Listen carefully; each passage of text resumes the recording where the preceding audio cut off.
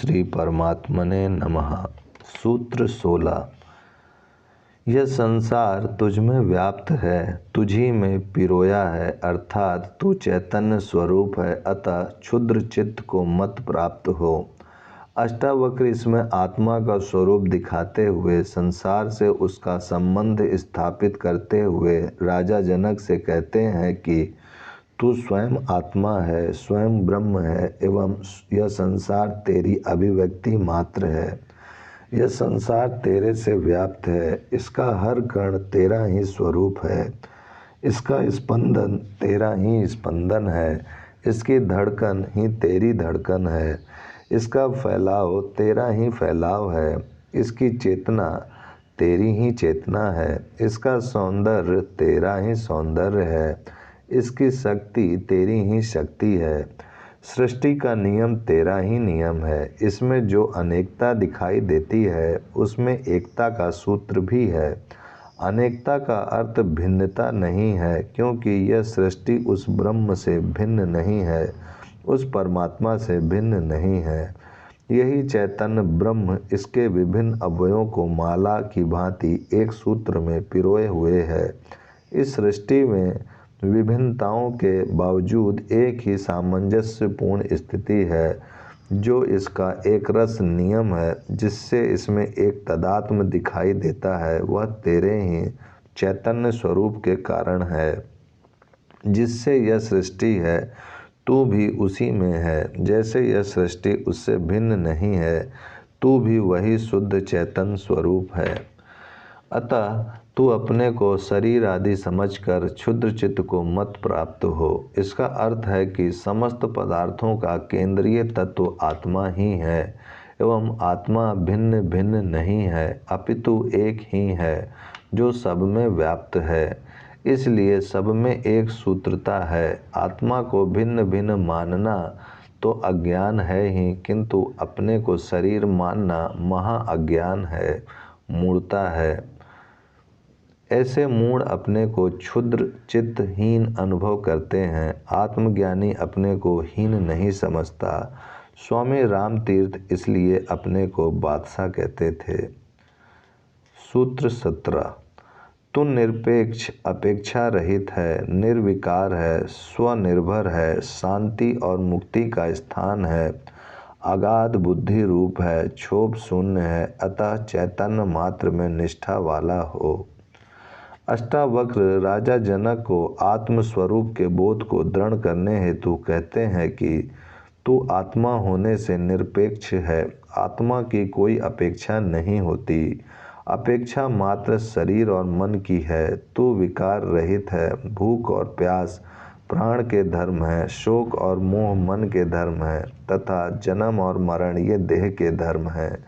आत्मा इन सब से परे है, ये आत्मा के धर्म नहीं है। आत्मा केवल दृष्टा है, अतः निर्विकार है।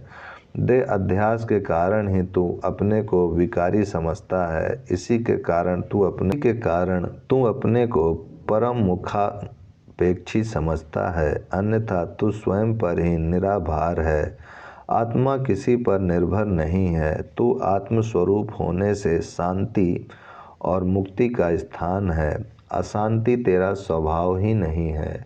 यह हिंसा, छीन झपट, संघर्ष, बेचैनी, महत्वाकांक्षा, ईर्षा, आक्रमण सब राजनीति है, जो मनुष्य की प्रतिभा का निकृष्टतम रूप है, मनुष्य की दैविक प्रतिभा का दुरुपयोग है।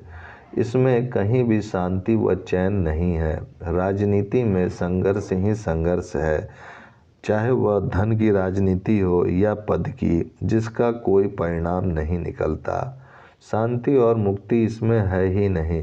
यह तो आत्मा के ही गुण हैं। तू अगाध बुद्धि रूप है, तेरे में बुद्धि का अनंत सागर भरा है और तू बुद्धिहीनों जैसी चेष्टा कर रहा है। तेरी यह चेष्टा तुझे क्षुब्ध बनाए हुए है, अन्यथा तू क्षोभ शून्य है। तूने स्वयं को नहीं, प्रकृति को महत्व दिया है, इसीलिए तुझे क्षोभ दिखाई देता है, वरन आत्मा में क्षोभ कहाँ। इसलिए तू अपने से परे के पदार्थों की निष्ठा को छोड़कर इस चैतन्य मात्र में निष्ठा वाला हो। अष्टावक्र केवल निष्ठा की बात कहते हैं कि आत्मा में पूर्ण निष्ठा होने से ही उसका ज्ञान होगा, कोई विधि काम नहीं करेगी। जो सदा से तुम्हारे पास है उसमें निष्ठा ही पर्याप्त है, वह सजगता और साक्षी भाव से ही दृश्य होगा।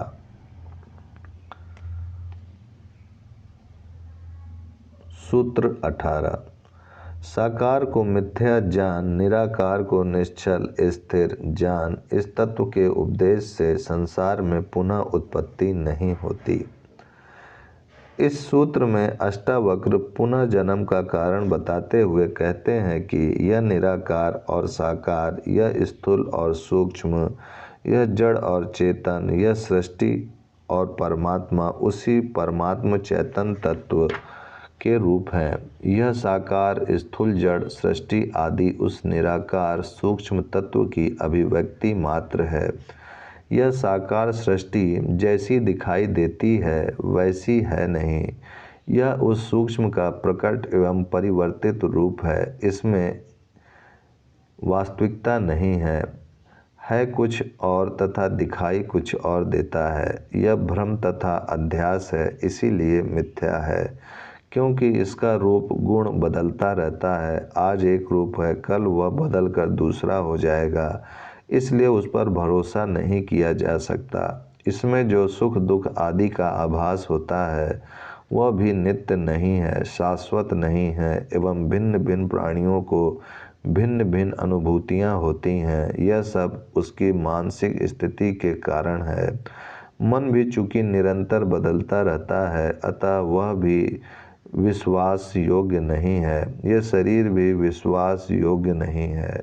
कब पैदा होता है, कब मर जाता है, कब जवानी बुढ़ापा आता है, कब सुख दुख आता है, कब किससे बैर घृणा दुश्मनी प्रेम होता है, कब अपने ही पराये हो जाते हैं, कब पराये भी अपने हो जाते हैं, कब कर्म का फल मिलता है, कब नहीं मिलता आदि इस साकार जगत से जुड़े हुए अनेकों प्रश्न हैं, जिनका कोई समाधान आज तक किसी मनस्वित द्वारा नहीं खोजा गया है। ऐसी सृष्टि जिसमें कुछ भी निश्चित नहीं है उसे मिथ्या नहीं कहा जाए तो और क्या कहा जाए। इसका कारण है इस साकार जगत की अपनी कोई सत्ता नहीं है। यह उस चैतन्य निराकार सूक्ष्म का ही परिवर्तित रूप है, परिवर्तन ही इसका स्वभाव है, अतः यह विश्वसनीय नहीं हो सकता। विश्वसनीय वही परमात्मा है जो चैतन्य निराकार एवं सूक्ष्म एवं उस प्रत्येक पदार्थ में आत्मा रूप में विद्यमान है। वही निश्चल है, नित्य है, केवल उसी पर भरोसा किया जा सकता है कि वह आज भी है, वह आगे भी वही रहेगा। सृष्टि की उत्पत्ति का कारण कभी नष्ट नहीं होता। सृष्टि नष्ट हो भी जाए तो मूल तत्व के विद्यमान रहने से उसका पुनः सृजन हो जाएगा। मूल तत्व कभी नष्ट नहीं होता। जिस प्रकार आभूषण नष्ट होने पर स्वर्ण नष्ट नहीं होता, यदि स्वर्ण है तो आभूषण नए बन जाएंगे। अतः जो नष्ट होने वाले आभूषण हैं उनमें विश्वास ना कर, उस नित्य ब्रह्म में विश्वास करने वाले की पुनः उत्पत्ति नहीं होती, क्योंकि उत्पत्ति का कारण जो साकार में आसक्ति थी वह नष्ट हो गई। निराकार आत्मा को बहुमूल्य जान लिया, फिर उत्पत्ति किस लिए? जब महल मिल गए तो झोपड़े में कौन वापस आना पसंद करेगा। अष्टावक्र कहते हैं कि इस साकार जगत से मुक्ति के लिए यही तत्व उपदेश है, सारभूत उपदेश है। ओम शांति शांति शांति।